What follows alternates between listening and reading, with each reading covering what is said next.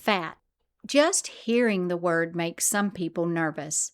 For decades, we've been told to eat less fat, avoid saturated fat, and choose low-fat everything.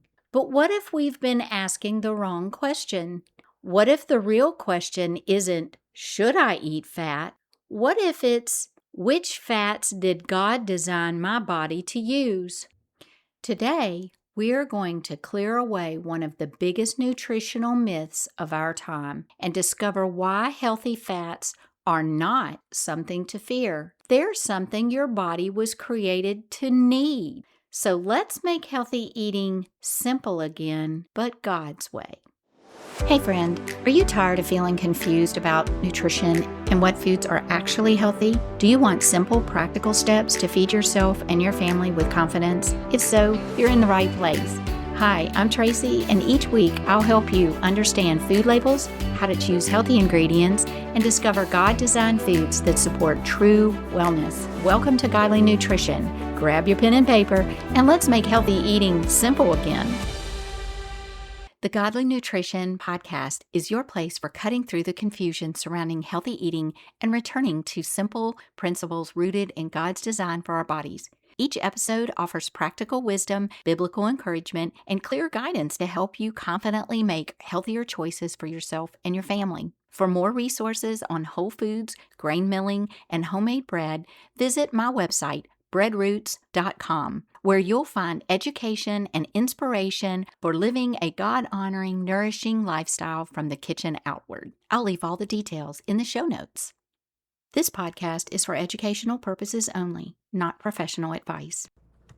Hi, friend. Welcome back to Godly Nutrition. I'm Tracy, and I'm so glad you're joining me today. We're continuing our Simple Pantry Swaps to Clean Eating series, where each week we're taking one area of the pantry and making healthy eating just a little simpler. So far, we've talked about some whole grains, ingredient labels, and last week we tackled one of the most misunderstood foods in the kitchen, salt. If you missed any of those episodes, I encourage you to go back and listen because each one builds on the next. Today, we're opening another cupboard. We're talking about fats. But I must confess, as I was writing this episode, I got so excited about all the information to share. And well, it was so much, I decided I better break it up into smaller portions. Today is why the body needs fat. Episode 7 will be what fats and oils to buy. And episode 8 will be our bonus on yummy, yummy butter. Let's get into it. Most people think fat is either good or bad. No, fat is something our bodies must have to be healthy.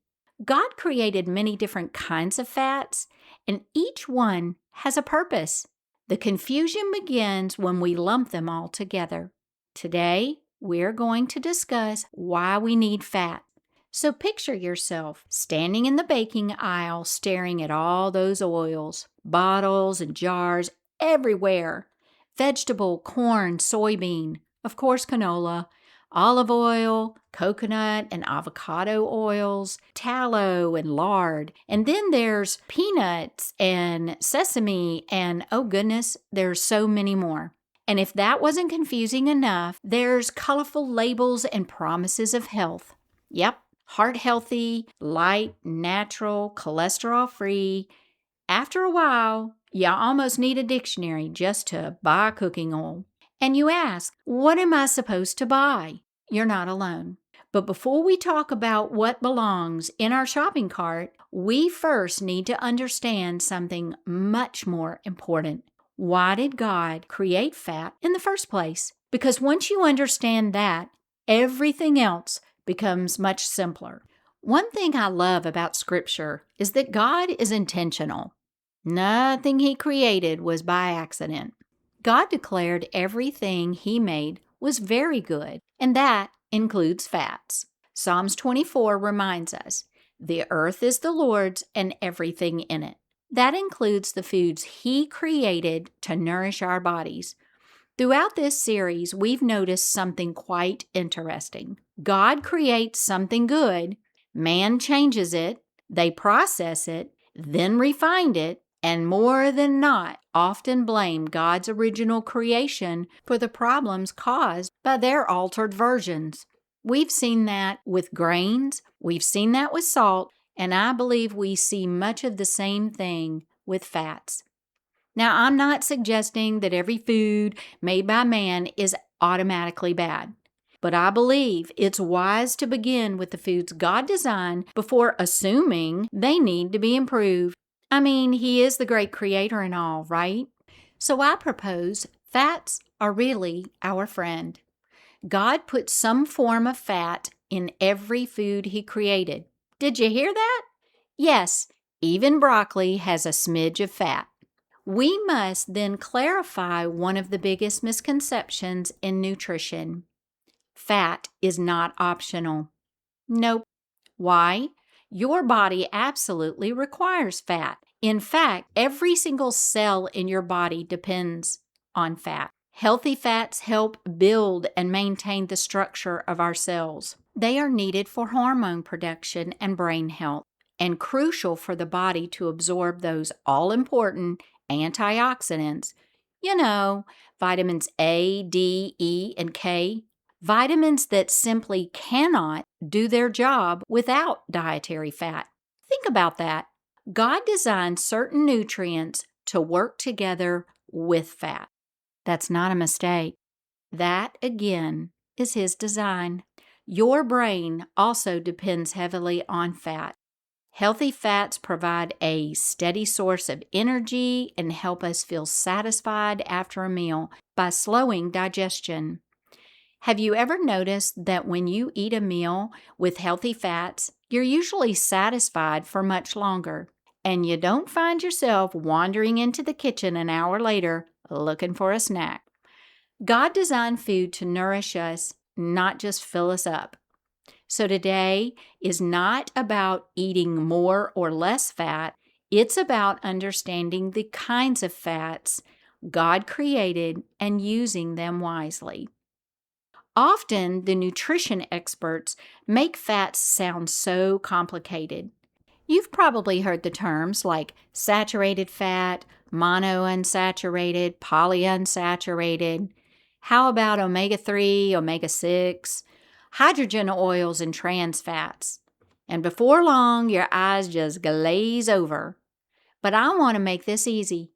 Instead of remembering a long list of scientific terms, I want you to remember 4 simple pictures.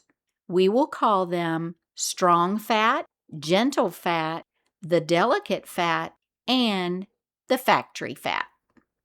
Once you understand these 4 ideas, you'll never look at fats quite the same way again. Let's begin with what I call the strong fat. Scientists call this saturated fat. For years, we've been told saturated fat was something to avoid. But let's simply look at what God designed. Animal fats like beef tallow and pig lard, coconut oil, and of course, delicious butter. Traditional cultures cooked with these long before factories ever existed. These were their go-tos for cooking, not mostly seed oils. Saturated fats are part of the very structure of our bodies. They help give strength and integrity to the cell membranes. They're involved in producing hormones. They help absorb important vitamins. We already said like A, D, E, and K. They provide a satisfying source of energy. Saturated fats are solid to semi-solid at room temperature, but will harden when cooled. I call them strong because they're stable. They don't easily go rancid and break down when heated. They're dependable. They're sturdy. They're kind of like the cast iron skillet of the fat family. And that's a picture that's easy to remember. Saturated equals strong. Next comes what scientists call monounsaturated fat. We will call them the gentle fat. These are found naturally in foods like olives, avocados, almonds, pecans, seeds of sunflowers, and even from duck and geese, just to name a few. Not quite as sturdy as the strong fats, and they are liquid at room temperature and will semi-harden in the fridge. This fat is used by the body in processes such as wound healing and regulating inflammation. They help metabolic health, improve insulin sensitivity, regulate blood sugar and blood pressure, are anti-inflammatory, high in vitamin E for immune health. To preserve its natural nutritional qualities, it's best used mainly for dressings or very low heat cooking, drizzled over fresh salad or over roasted vegetables after they've been cooked. These oils are not good for roasting veggies, as many TV cooks have suggested. Mix some olive oil with herbs and dip some yummy crusty bread. That's so delicious. So if the strong fat is your dependable cast iron fat, the gentle fat is your beautiful serving bowl. But each definitely have their place in the diet. You simply use them differently. Now let's look at what I call the delicate fat. The science label, polyunsaturated. They are liquid at room temperature. And some of these are essential because our bodies cannot make them on their own, which means we have to get them from the food we eat. We find polyunsaturated, or this delicate fat, mainly in seeds. Seeds like flaxseed, sunflower seeds, corn, soybean, and more. I can't include canola oil in this section because it's kind of a different animal, if you will, but we will talk about it in the next section. The gentle or polyunsaturated fat provide us with the all-important omega-3s and omega-6 fatty acids, which are critical for cell membrane structure, regulating inflammation, blood sugar, and so much more. But here's where things get a little sticky and a lot of confusion begins. When many people hear polyunsaturated, they assume every oil in that category is automatically healthy. However, that's simply not the case. The problem is not all polyunsaturated fats are handled the same way within the food industry and how we are told to use them in our kitchens. This matters, y'all. See, this fat is quite delicate. Think delicate flowers. Flowers are beautiful and they are valuable, but you would never leave them sitting in the hot sun for days and expect them to stay fresh. Likewise, this fat is very sensitive to heat, light, and air. One beautiful example is flaxseed. Flaxseed is rich in omega-3 fatty acids.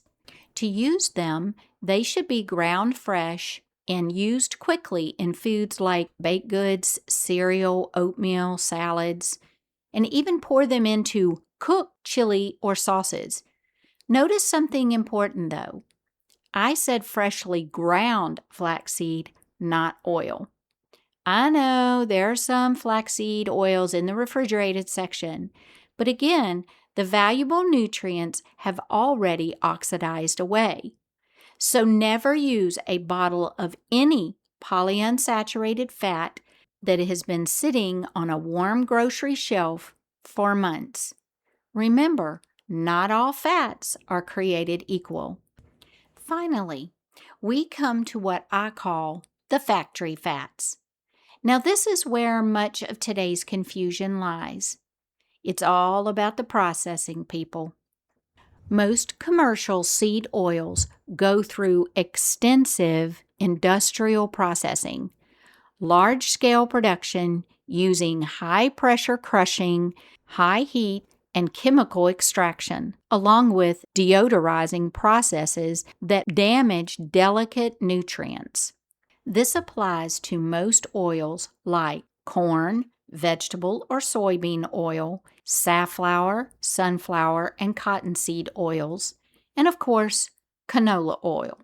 Even though canola oil is mostly monounsaturated or a gentle fat, because of its makeup and processing, it falls into the factory fats category.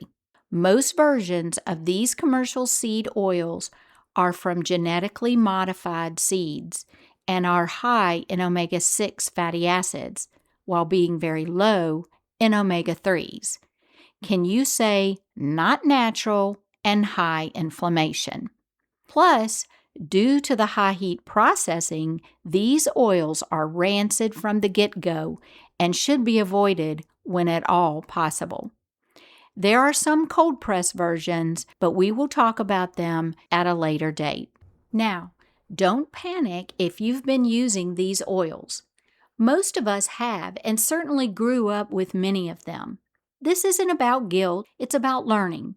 One question changed the way I looked at the grocery shelf. I asked myself, if God already gave us wonderful natural fats, beef tallow, butter, coconut oil, olive oil, and the such, why would I choose something that's been heavily processed if I have another option? That question didn't make me fearful, it simply made me more thoughtful. And I think that's what wisdom looks like. So, what do I hope you remember from today's episode? Not a list of scientific words or chemistry, just one simple truth. God created fat for a purpose. Our bodies need it. And the question isn't, should I eat fat? The better question is, which fats are closest to the way God created them? When we begin there, healthy eating becomes much less confusing. So this week's pantry swap. Actually, this week, I don't have a pantry swap per se, but an assignment. Open the cabinet where you keep your cooking oils. Don't throw anything away. Just take a look. Read the labels. Ask yourself, which one of these are closest to the way God made them? That's it. You don't have to replace anything today. Just become aware of what's in your pantry. Healthy change begins with awareness. Notice, no guilt, no pressure, just one simple step. In closing, one of my favorite verses is found in 1 Corinthians 10:31. So whether you eat or drink or whatever you do it all for the glory of God. I love that verse because it reminds me that even something as ordinary as preparing dinner can become an act of gratitude and worship. God created our bodies with incredible wisdom. He also created foods to nourish those bodies. We can enjoy eating and feeding our families with greater confidence and far less confusion. That's what godly nutrition is all about. Not chasing every new food trend, not living in fear of food and trying to achieve perfection. Simply learning to trust God's design, one simple step at a time. Now, next week, we are going to go shopping together. Which fats to buy, which ones belong in the kitchen, and which ones don't. Next week, I'll walk you through the grocery aisle and show you exactly what goes into my shopping cart and why. You won't want to miss it. Thanks again for listening. I look forward to us getting together again next week. Be sure to share this with a friend. Remember, let's make healthy eating simple again, God's way. Hey friend, I hope you enjoyed today's episode. If so, would you take 30 seconds and share it with a friend who may be struggling and feeling confused about how to eat healthy? Also, would you help support this channel by leaving a quick review on Apple Podcasts or wherever you listen? I'm so glad you stopped by today. Don't forget to follow Godly Nutrition Podcast, and I'll meet you back here next week for another great episode. Till then, have a wonderful week.